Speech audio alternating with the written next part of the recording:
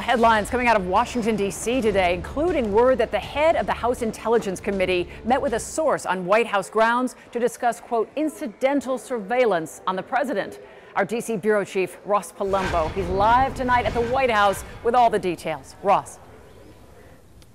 Well, Lori, it was shocking news when Representative Devin Nunes showed up here at the White House last Wednesday to brief the president on those wiretapping allegations that he was wiretapped incidentally.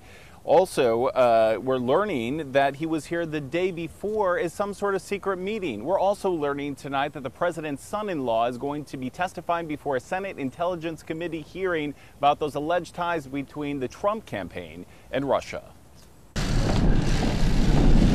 The closest man to the president yet, son-in-law Jared Kushner, now volunteering to speak with the Senate Intelligence Committee investigating Trump-Russia campaign ties over his meetings with the Russian ambassador. Based on the media frenzy that existed around this, he volunteered to make sure that he said, hey, we've made some contacts. I'd be glad to explain them. Let me know if you'd like to talk. And after announcing last week that the president might have been incidentally monitored during the transition, the president needed to know. New information surfacing today that Representative Devin Nunes was at the White House just the day before. Chairman Nunes has confirmed that he was on White House grounds. Nunes would only say he was meeting with a source, the White House not commenting whether that was someone close to the president. I'm not going to get into who he met with or why. Are you satisfied that you don't have an inappropriate leak in the executive branch? No, I'm not. We're not concerned about that. More concern from the Attorney General today on sanctuary cities. Disregard for law must end.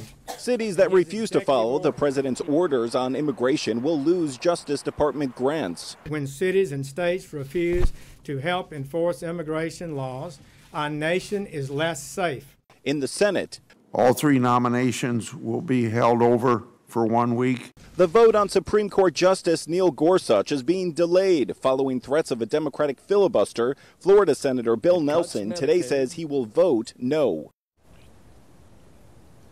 Back to Kushner right now. We're not sure whether that testimony in front of the Senate Intelligence Committee is going to be in public or whether it all be held behind closed doors. We'll keep you updated. For now, it's the very latest live at the White House. I'm Ross Palumbo, Local 10 News.